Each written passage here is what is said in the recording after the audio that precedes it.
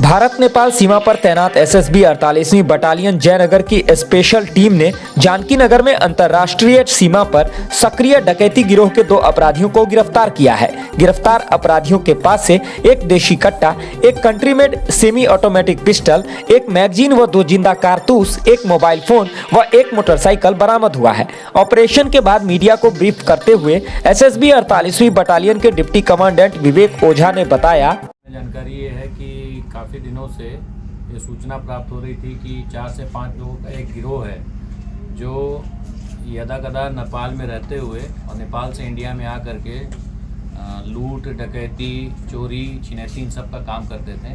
और उसी संबंध में काफ़ी दिनों से एक टीम गठित की गई थी अन्य कंपनियों से सेलेक्टेड लड़कों की एक स्पेशल टीम जो काम कर रही थी। इसी में आज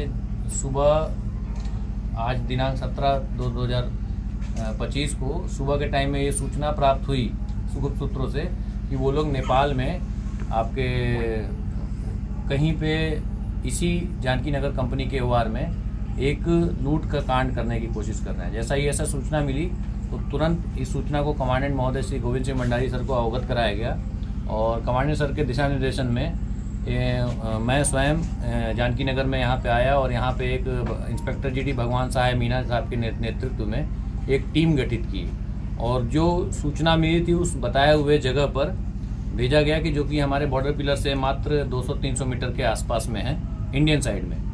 तो वहाँ जब सूचना मिल करके गुप्त टीम को वहाँ लगा दिया गया तो कुछ दिनों देर बाद 2 बाइक से लोग आते हुए नजर आए और सस्पेक्टेड जो हुलिया बताया गया था वो उसी हुलिया से मिलते जुलते थे। इसी क्रम में जब उनकी धरपकड़ की गई तो एक बाइक सवार पकड़ में आ गया, दूसरा बाइक सवार इस धरपकड़ को देखते हुए पीछे से वापस नेपाल की तरफ भाग गया। चूँकि हम नेपाल में नहीं जा सकते इसलिए जो हमें धरपकड़ किया गया उनकी पूरी अच्छी तरह से उनको रोक करके उनकी तलाशी ली गई।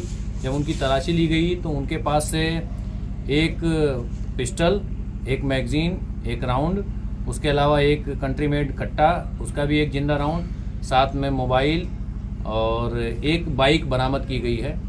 और जब इनसे इंटरोगेट किया गया तो इन्होंने बताया कि जो इसके 2 साथी थे वो 2 साथी एक विजय और एक जीवच जो भाग गए हैं। और जैसे ही पता चली कि ये भाग गए हैं तो तुरंत 8वीं बटालियन एपीएफ के एसपी महोदय से संपर्क किया गया और उन्होंने तुरंत सहयोग भी प्रदान किया।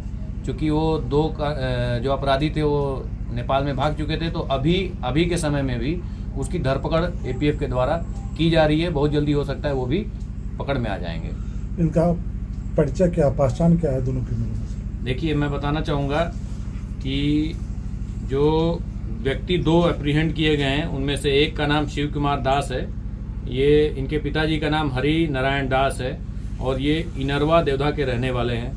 दूसरा जो व्यक्ति है वो नेपाल के रहने वाले हैं जिनका नाम संदीप कुमार ठाकुर है, पिता सूर्य नारायण ठाकुर, और ये लाहान डिस्ट्रिक्ट सिराहा के रहने वाले हैं।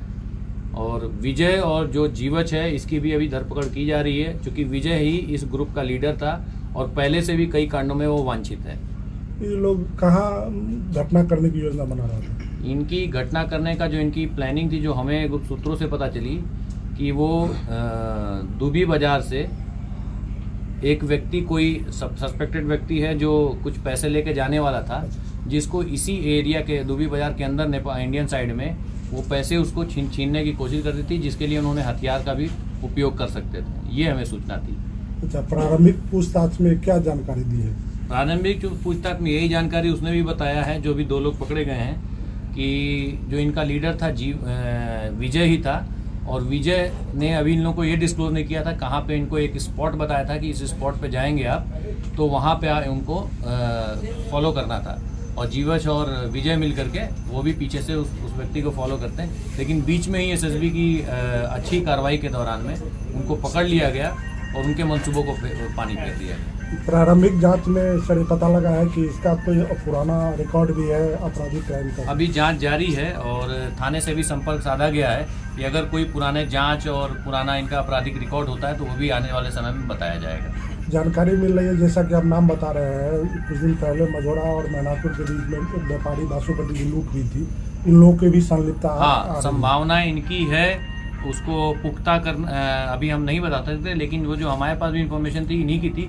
ये आज से नहीं, कम से कम पिछले 2-3 साल पहले से भी अन्य अन्य क्षेत्रों में, सीमांत क्षेत्रों में इस प्रकार की घटनाएं वो घटित कर रखे हैं। और घटना करके नेपाल की तरफ भाग गए। हाँ, इनका मोडस ऑपरेंडी यही रहता था कि वो नेपाल से यहाँ आते थे और घटना करके नेपाल में जाकर के छिप जाते थे, और इसकी वजह से इनको धरपकड़ करने में थोड़ी सी समस्या भी हो रही थी। परंतु इस बार मैं बताना चाहूँगा कि इस केस में हमें नेपाल APF का भी भरपूर सहयोग प्राप्त हुआ है, जिसकी वजह से अभी धरपकड़ की कार्रवाई आगे चल रही है। सर, ये जो ग्रुप लीडर जो है जिससे तरफ पूछताछ हुई थी, ग्रुप लीडर के बारे में सर क्या पता चला, वो इंडिया का रहने वाला है या नेपाल का रहने वाला है? देखिए, अभी जो प्रारंभिक पूछताछ में इसमें इनकी बातों के हिसाब से तो वो इंडिया का रहने वाला है, लेकिन उसके कोई पुख्ता सबूत नहीं प्राप्त हो पाए हैं। जो विजय है, जो इनका ग्रुप लीडर है, वो शायद अभी जो प्रारंभिक पूछताछ पड़ी कि दरभंगा में कहीं पे उसका निवासी है, लेकिन वो वहाँ रहता नहीं है। और जब उसके दस्तावेज, अभी और दस्तावेज निकाले जाएंगे, पुलिस का भी सहयोग लिया जाएगा, तो उसके बाद ही इसमें कुछ हम बता पाएंगे। इस ऑपरेशन में आपका कौन कौन जवान शामिल थे? इसमें हमारी जानकी नगर कंपनी के इंस्पेक्टर GD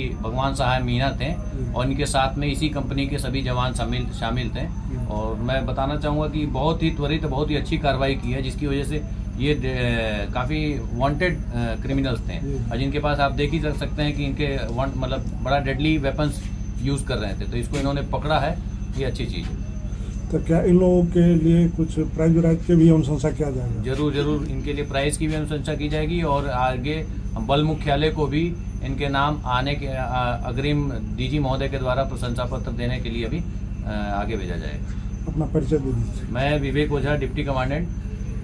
मैं यहाँ पे 48वीं वार्डी में पोस्टेड हूँ। मैं यहाँ का ऑपरेशंस देखता हूँ।